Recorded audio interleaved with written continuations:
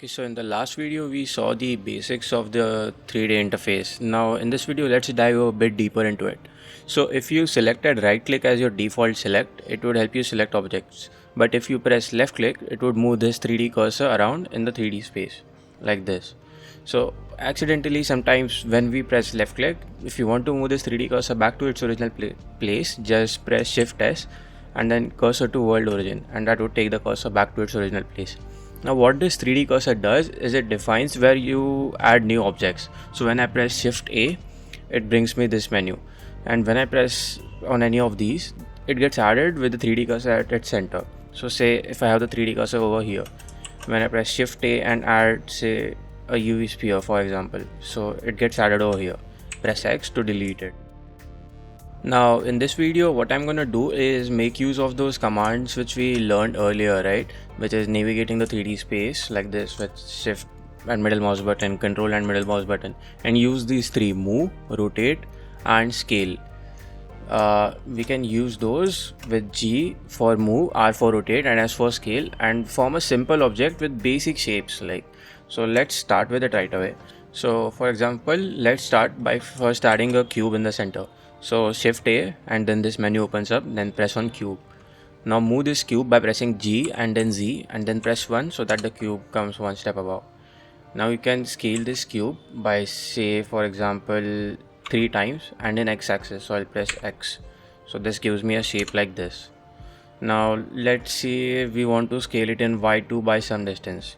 So S, Y and 3, so it scales it in Y by 3. Now for example, say I want to create some kind of structure on top of this. So I just select this cube with right click and press Shift D to duplicate it. And now I hold my middle mouse button and drag it upwards. For this makes it move in Z axis, this makes it move in Y axis, and this makes it move in X axis. I've held my middle mouse button and I'm just moving my mouse around. So this will restrain it to Z axis, and say I want to move it like this. I just leave my middle mouse button and press left click to confirm. So it just moves up. So say I want to make this a little smaller, so I press scale, make it a little smaller and enter.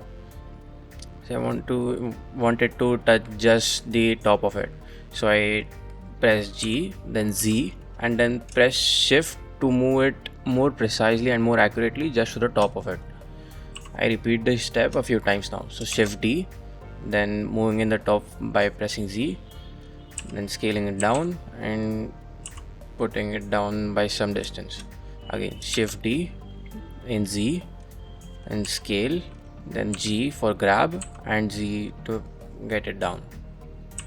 So now we have this tower like structure here.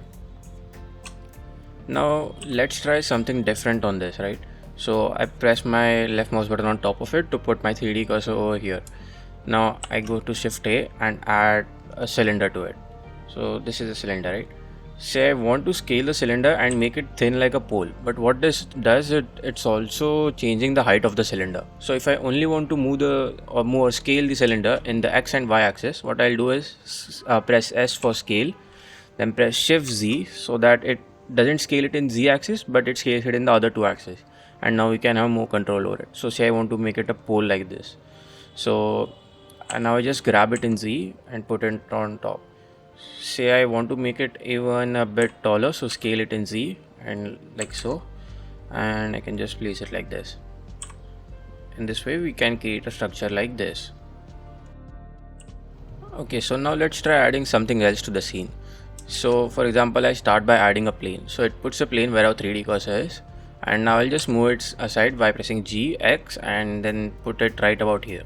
Now I will go in the front view by pressing numpad 1, and now I'll rotate it by pressing R. So I'll rotate it just about this much so that it resembles the slope of the structure I made. So this much is fine, and now I'll just scale the plane so that it's just about like this. I'll rotate it some more so that it better resembles the slope and better aligns with the step-like structure of it. So this gives us a plane like this, but now I want it to scale in Y direction so that it becomes a little thinner. So what I'll do is scale in Y direction and like this. So it gives me a ladder like structure, right? As you can see.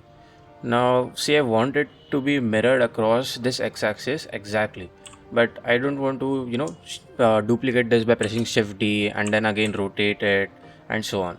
So what can I do? Just press on this and go to this icon over here. This is the modifiers tab. In the modifiers tab, press on this mirror button.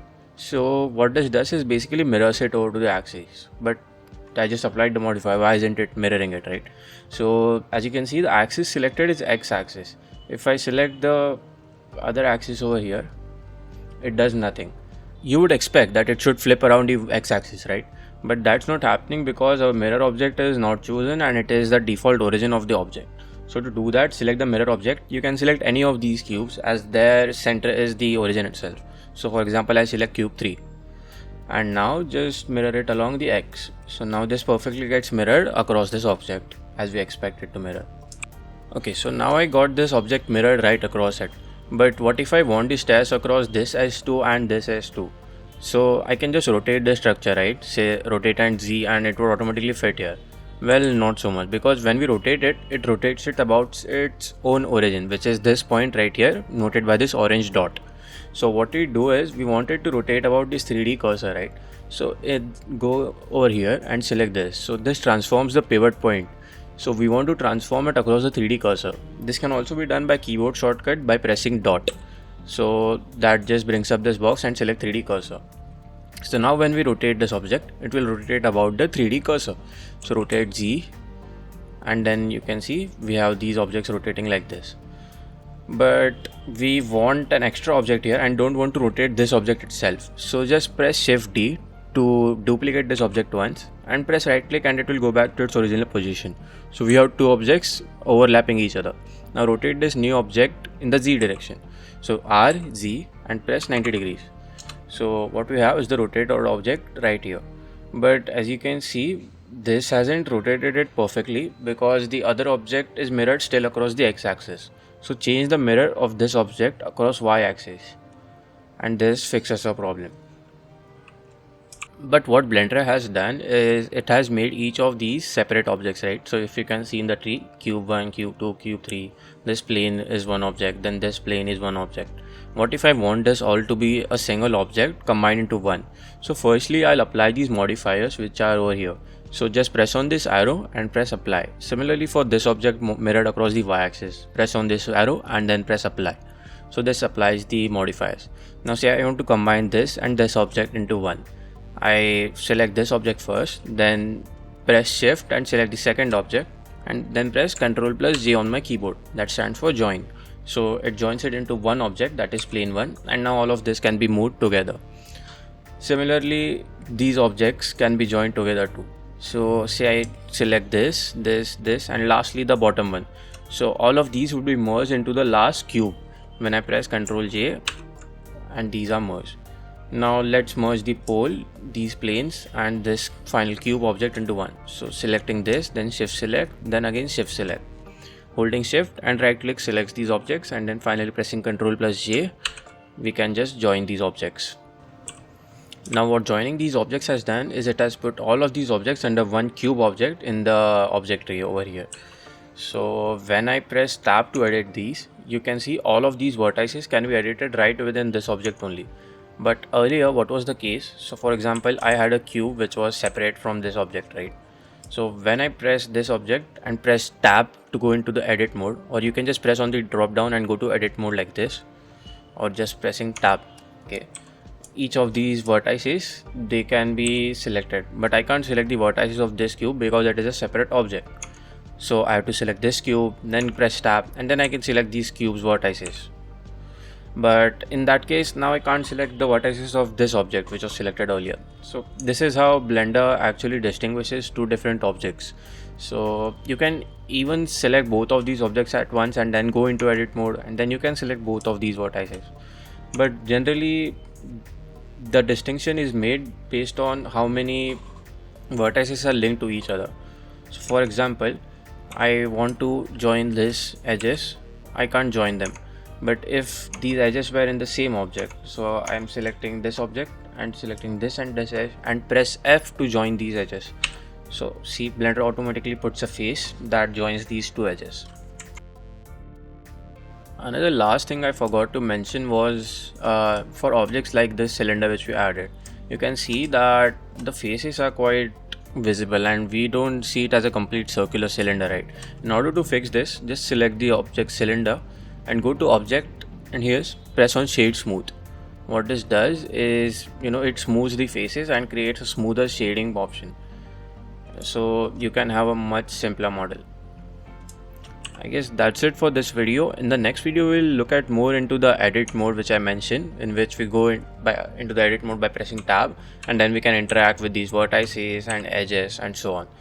This opens up more scope for detailed modeling, and from next video onwards, we'll work on towards a goal, which is to model something.